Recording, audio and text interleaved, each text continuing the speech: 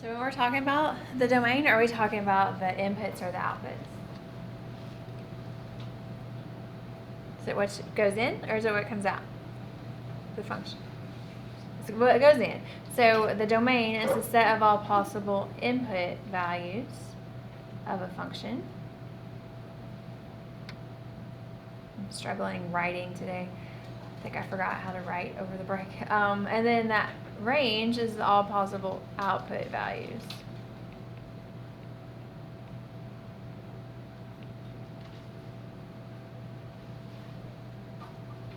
Alright, so on example 1 and 2, we have a graph, and we're going to tell the domain and range. So when we do the domain, what we're looking for is left to right. So the smallest x value where something is graphed is -5. I'm going to do interval notation. I'm going to show you two notations. I feel like domain and range are easier to do interval notation than any other notation. And then the largest x value where you have something graphed is 3. And then we have to go back and decide if we're going to do a bracket or if we're going to do a parenthesis. So what do you guys think about when x is -5? Would we do a bracket or a parenthesis? Bracket, because it's a dark circle. -5 has a value at 2, so it does include it. But then when we look at when x is 3, that's an open circle, so we'll do a parenthesis, so we're not going to include it. Now, if by chance this was multiple choice, or you were asked to do an inequality, I'll show you what that looks like too. It would be -5 is less than or equal to x is less than 3. But for me, you guys, if you're doing it on your own, you can decide which way you like better. All right, and then when we're doing the range, we're thinking bottom to top. So what is the lowest y value where you have something graphed? 0. Good. And what's the highest? Nice. Now it does actually get to 0, so we do include it. Does it actually get to 2? It doesn't here, but does it here? Yeah, it does on the left side, so we are going to include 2. That's a little tricky. So 2 brackets on this one. All right, and then sorry, I keep saying it wrong. Inequality notation, it would be 0 is less than or equal to y is less than or equal to 2. All right, so you guys try example 2 on your own, and you can write it either way. You can write it as an interval or as an inequality.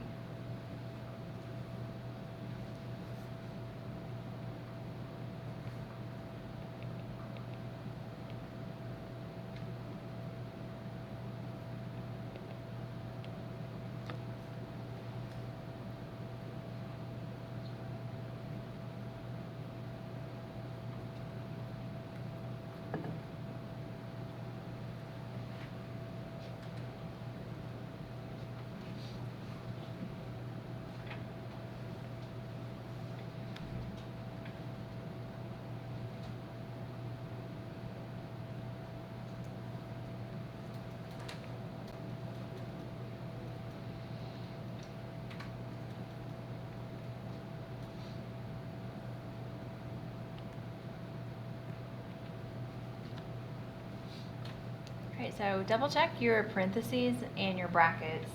And then if you did interval notation and the inequality notation, the smaller number is on the left and the bigger number is on the right. Alright, so that hopefully feels kind of familiar to you all. The other thing we're going to do today is find the implied domain. And so that's looking at it in algebraic form and doing the same thing. But the implied domain is all the input values for which a function is defined.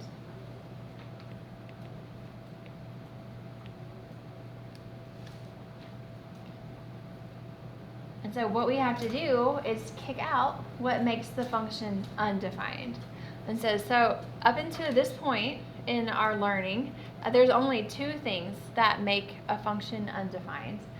So if you type it in your calculator, what 2 things give you an error in your calculator? Say it again. Yes, so that's one of them. Dividing by 0 makes the function undefined.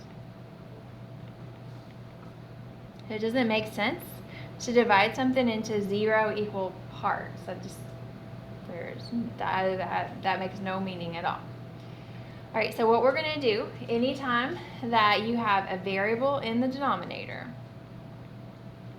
so if there's a variable in the denominator,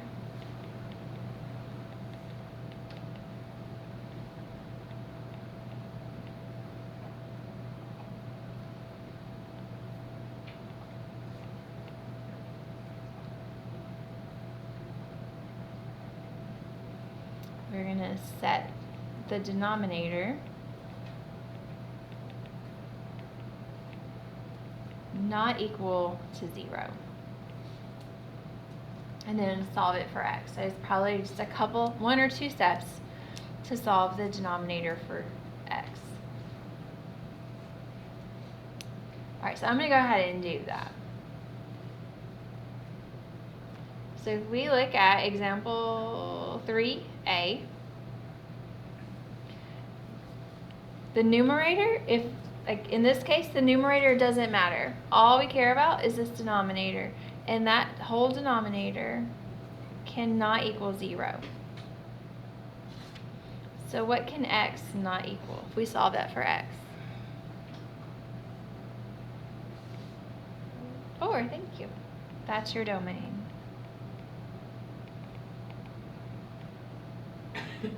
Because if x was 4, you would get 13 over 0, which is undefined. So another way you could do your domain if you wanted to is say all real numbers except x equals 4. But this is a short, quick way to give the domain. Okay, what else is going to give you an error in your calculator? Very good. So we're going to say an even root of a negative.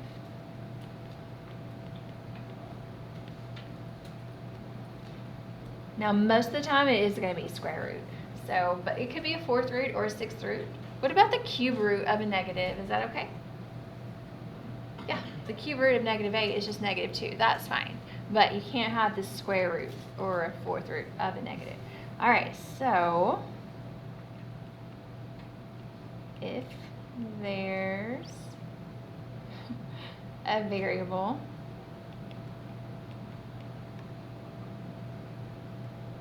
under an even root,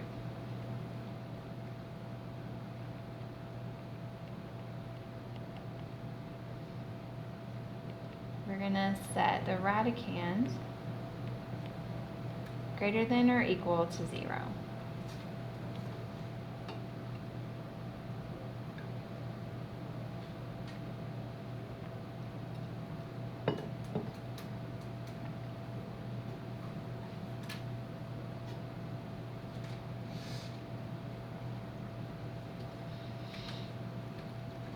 All right, and so we're going to do that on example 3b.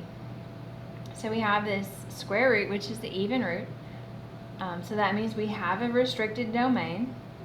So we'll take what's underneath the root, that's called the radicand, and we're going to say that that is greater than or equal to 0. And then we're going to solve it for x by subtracting 5.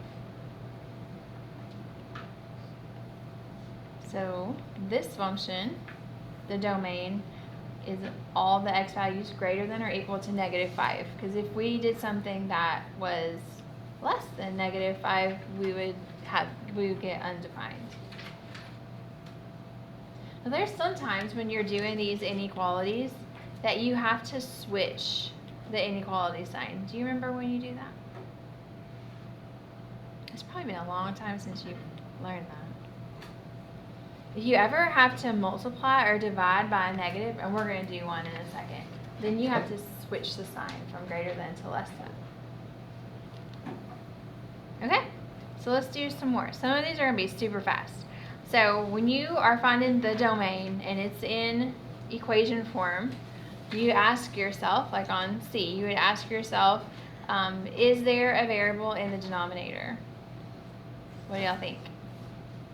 Do you even see a denominator? So there's not a variable in the denominator. Is there a variable under an even root?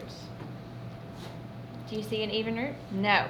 So if the answer to both those questions is no, then there are no restrictions on your domain, and your domain is all real numbers. Super fast. Those are the best. All right, and then we're gonna look at D. We don't have a denominator, but we do have an even root. So what we'll do is we'll take what's underneath the root, and we're gonna say that that is greater than or equal to 0. All right, and then this one has a couple of steps. So I would subtract the 6.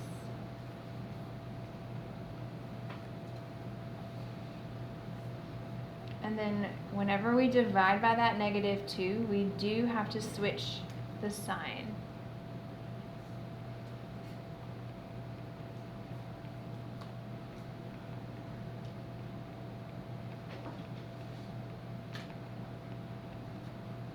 All right, so that's our domain. So we can only put numbers into this function that are less than or equal to 3. Otherwise, we would get the negative underneath the root.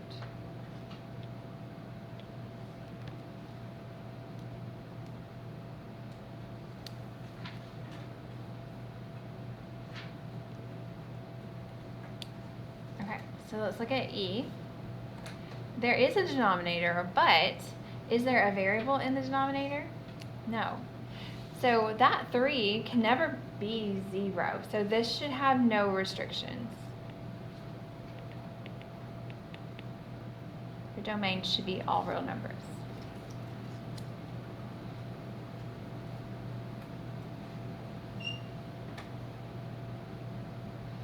All right, and then this last one is the most difficult kind, because we do have a variable in the denominator, so that means that x minus 4 can't be 0. But we also have an even root with a variable underneath it.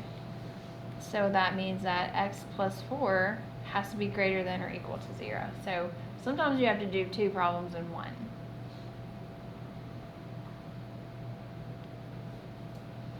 Alright, so x cannot be 4.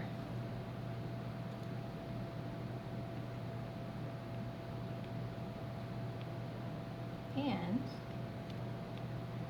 x has to be greater than or equal to -4. That's your domain.